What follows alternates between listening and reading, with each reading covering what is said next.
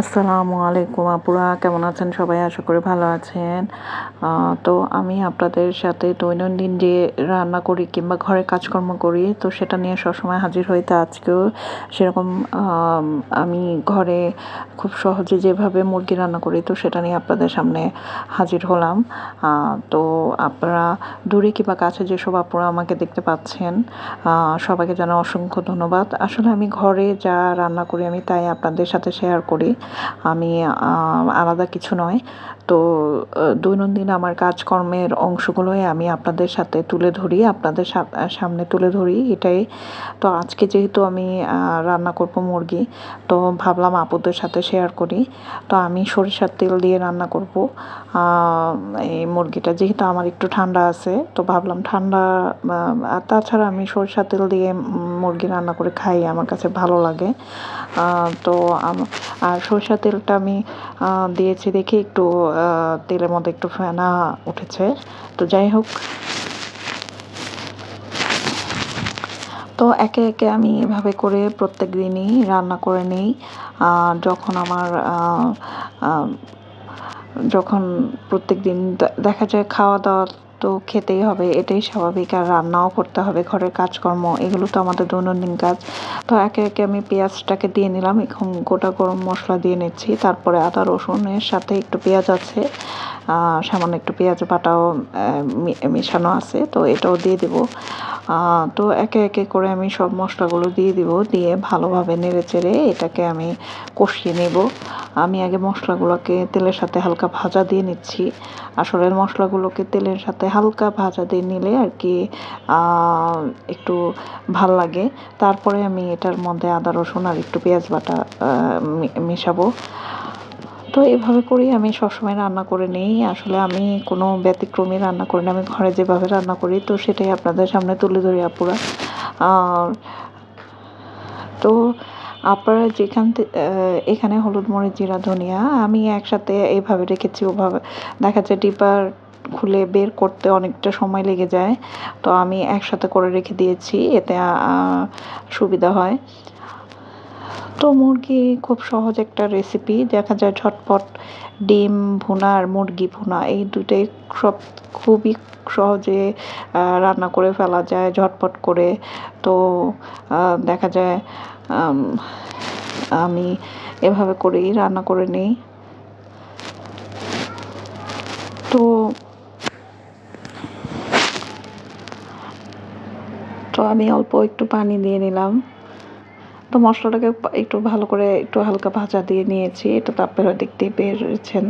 এখন আমি এটাকে ভালো করে কষাবো, আর ভালো করে কষে আসলে তখন আমি এটাতে আমি আসলে মুরগিটাকে ধুয়ে ভালো করে কেটে ধুয়ে রেখেছি, এবং আলুটাকেও আমি যেহেতু আলু খাই, আর আলু অবশ্য সব তরকারিতে অল্প একটু দিলে ভালোই লাগে, অতটা খারাপ লাগে না। তাই আমি আলু দিয়ে নিয়েছি, আলুটাকে ছিলে আমি কেটে রেখেছি, আর আলু দিয়ে নিব। তো এগুলো আমি সব কিছু গুছিয়ে রেখেছি, একে একে দিব। আগে মশলাটা কষুক, আসলে আমি এখন অপেক্ষা করব মশলা কষা পর্যন্ত, কারণ মশলাটা ভালো করে না কষলে সে জিনিসটা খেতে ভালো লাগে না, এটাই নিয়ম। তো আমি এখন ঢেকে রাখবো, মশলাটা কষা পর্যন্ত অপেক্ষা করব। এই যে মুরগি আমি পরিষ্কার করে রেখেছি ধুয়ে, কারণ দেখা যায় রান্নার সময় ধোয়া একটা ঝামেলা হয়ে যায়, আর দেখা যায় কাজেরও দেরি হয়। তো আমি এগুলো সব সময় আমি দেখা যায় যেটাই রান্না করি না কেন সব কিছু আমি পরিষ্কার করে কেটে ধুয়ে নিয়ে পেঁয়াজ কাঁচামরিচ মশলা সব একেবারে সব কিছু গুছিয়ে নিয়ে একবারে রান্নাঘরে তারপরে আমি করে ফেলি। দেখা যায় রান্না তো স্বাভাবিক যতক্ষণ হতে সময় লাগে, তাছাড়া তো কোনো সময় লাগার কথা না। যেহেতু রান্না খুবই সোজা, খুবই সহজ পদ্ধতিতেই আমি রান্না করতেছি, কোনো স্পেশালভাবে কোনো কিছু না, খুবই সহজ পদ্ধতি। এটা সবচেয়ে সহজ পদ্ধতিতে রান্না, যেটা মানে আমি নিয়মিত যখনই আমি বাসায় রান্না করি তো এভাবে রান্না করি। আর দেখা যায় অনেকভাবেই অনেকেই মুরগি রান্না করেন, আবার অনেকে আছেন স্পেশালভাবে রান্না করেন। তো সেটাও আমি রান্না করব, আরেকদিন আপনাদের দেখাবো। তো এটা হচ্ছে ঘরোয়া পদ্ধতিতে যেভাবে আমরা সচরাচর রান্না করে, খুব সাধারণত এভাবেই খাওয়া পড়ে। তো এই আর কি। তো আসলে আপুরা আমি সয়াবিন তেল দিয়ে রান্না করি। তো আজকে একটু সরিষার তেল ব্যবহার করেছি, কারণ আমার একটু ঠান্ডারও সমস্যা আছে। তো ভাবলাম ঠান্ডার সমস্যাটাও দূর হবে, যেহেতু একটু ঠান্ডা পড়েছে। তো সরিষার তেল তো অবশ্যই খাওয়া যায়। দেখা যাবে অনেকে সরিষার তেল তো আরও ভালো।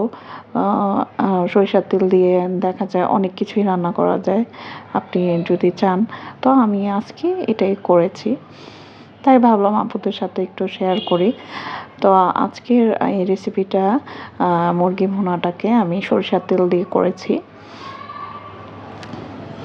আসলে আপুরা আমি অ্যাকচুয়ালি ভুনা আমার কাছে ভালো লাগে, কিন্তু দেখা যায় একটু ঝোল না হলে আবার ভুনা ভালো লাগে, কিন্তু আমরা সচরাচর একটু ঝোল খাই, রাখি আর কি। একেবারে যদি ভুনা হয় তাহলে আবার ভাতের সাথে একটু হালকা ঝোল রাখলে ভালোই লাগে, খারাপ লাগে না, যেহেতু এটাতে আলু দেওয়া আছে এই জন্য। তো মশলাটা আমার তেলটা উপরে উঠে এসেছে, এখন আমি মুরগিটা যেটা পরিষ্কার করে রেখেছিলাম তো সেটা দিয়ে নিলাম। দেখা যায় আপনি এই যে চিকেন থেকে এক ধরনের পানি ওঠে আপনার মুরগি থেকে। এইখানে তো আমি গরম মশলা কী কী দিয়েছি আপনারা তো দেখেছেন, এবং সব কিছুই আমি যা যা দিয়েছি সব দেখেছেন। তো এভাবে করেই আমি রান্না করি সব সময়। তো এখন আমি এটাকে ঢেকে দিব, 10 মিনিট পর আবার ফিরে আসব। তো আসলে আপুরা রান্না করা একেবারেই সহজ, যদি সেটা খুব সহজে করা যায়। দেখা যায় মেয়েদের আমাদের সকলকেই রান্না করতেই হয়। তো রান্না আসলে খুব সহজ একটা, যদি আপনি সব কিছু গুছিয়ে নিয়ে একবারে রান্নাঘরে সব কিছু গোছানো থাকে, সব কিছু ধুয়ে নিয়ে আশেপাশে রাখেন, তাহলে আপনার রান্না করতে খুব একটা সময় লাগে না, এটাই আর কি। তো অনেক কথাই বললাম আপুরা। দেখেন মুরগি থেকে যথেষ্ট পরিমাণে পানি উঠেছে। মুরগিটা যথেষ্ট পরিমাণে 10 মিনিট পর ফিরে আসলাম, মুরগি থেকে আলাদা একটা পানি বের হয়েছে। তো আমি যেহেতু আলু ব্যবহার করব, তো মুরগিটাকে আমি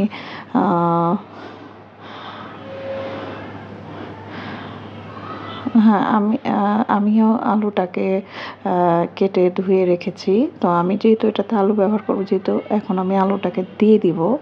তো আলুতে একটু সামান্য একটু পানি ছিল, যেহেতু এটা মুরগি থেকে আলাদা পানি এসেছে, তো আমি এটাকেও দিয়ে দিলাম। তো এটার সাথে এটা ভালো করে সিদ্ধ হবে। তো আমি আবার এটার সাথে এটা ভালো করে সিদ্ধ হলেই হয়ে যাবে।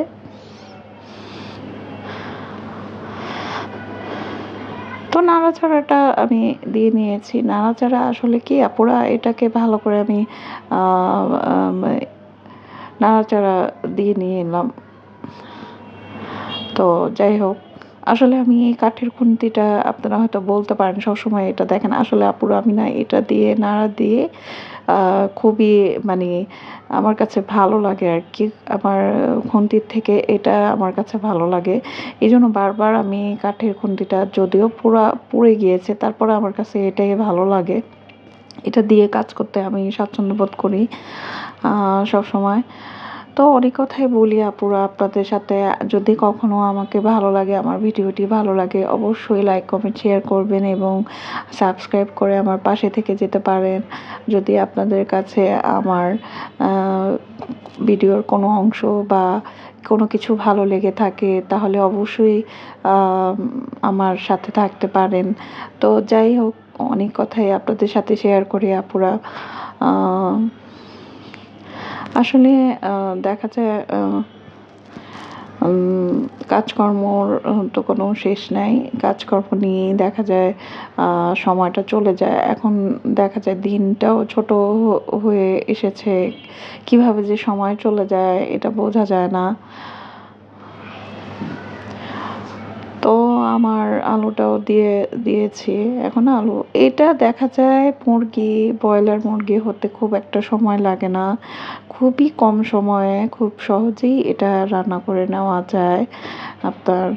আর খুব একটা সময় লাগে না। তো আমি একটু ভাজা জিরার গুঁড়ো উপরে দিয়ে নিলাম। আর যেহেতু এটা হয়ে আসছে, তো আমার কাছে এটা ফ্লেভারটা ভালো লাগে জিরার। আপনি চাইলে নাও দিতে পারেন। আমি যেভাবে রান্না করি আমি সেটাই আপুরা আপনার সাথে শেয়ার করছি। তো আমি দিয়ে নিলাম। তো এটার সাথে আরও 5 মিনিট অপেক্ষা করব।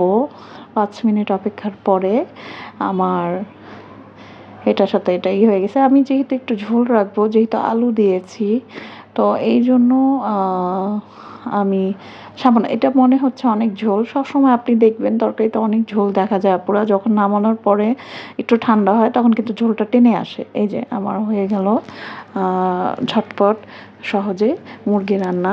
তো ভালো লাগলে অবশ্যই জানাবেন। তো ভালো থাকবেন সবাই। সবাইকে খোদা হাফেজ।